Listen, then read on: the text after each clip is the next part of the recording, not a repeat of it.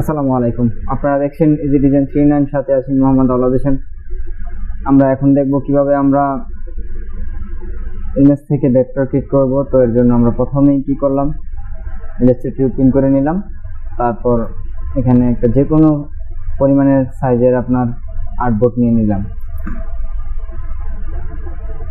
এখন হচ্ছে আপনার এখান থেকে আমি যে ইমেজটা থেকে আমি ভেক্টর করতে চাচ্ছি, এটা আমি এখানে নিয়ে আসবো। আমি অবশ্য এটা থেকে ভেক্টর ক্রিয়েট করতে চাচ্ছি, থেকে প্রেস করবো এখানে।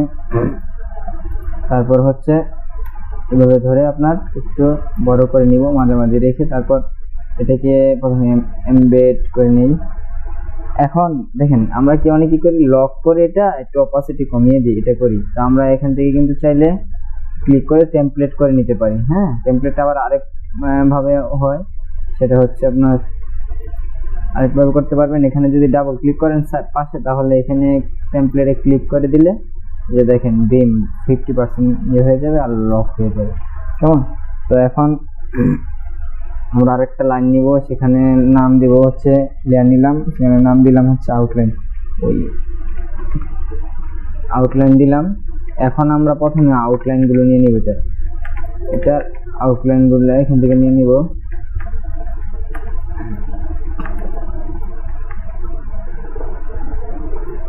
প্রথমে আউটলাইনটা নিয়ে নিচ্ছি।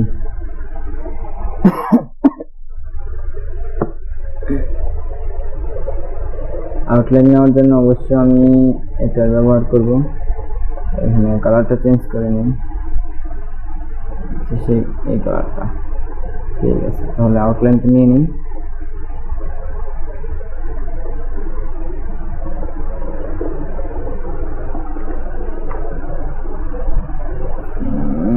এখান থেকে আপনার এই ব্রাশ টুলটা নিয়ে নিয়ে একটু ব্রাশটা সেটিং করে নিন।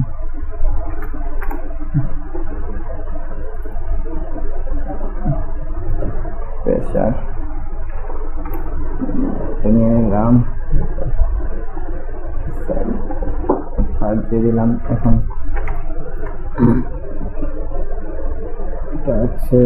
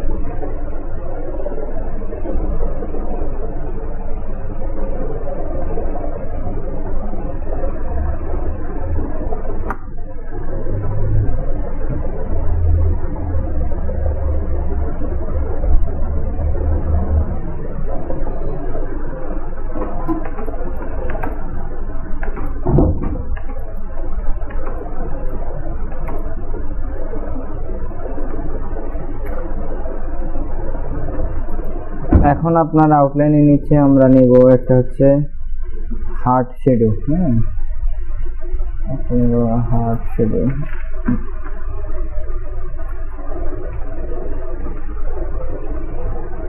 হার্ট শ্যাডো নিয়ে নিলাম। এখন আমরা হার্ট শেডগুলো দিব, সেটা দিব আমরা অবশ্যই এখান থেকে হচ্ছে পেন্সিল টুল দিব। তাহলে হার্ট শেডগুলো নেওয়ার চেষ্টা করি। প্রথমে গঠনটা ভালো করে বুঝতে হবে, বিষয়টা কিভাবে আসছে। এটা দেখেন, এটা কিন্তু কিভাবে আসছে। হ্যাঁ,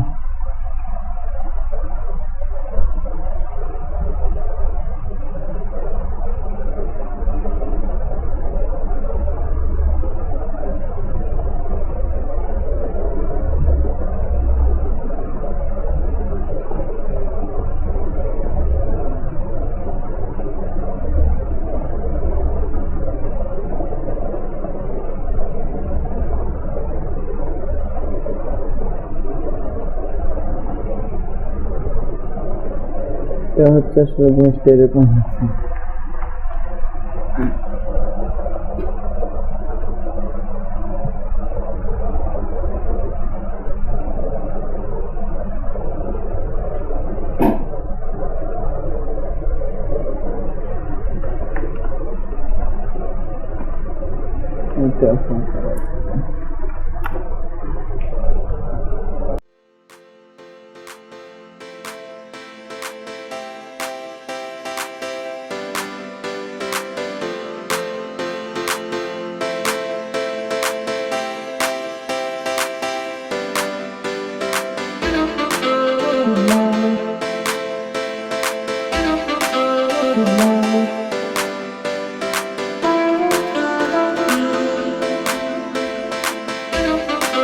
Thank you.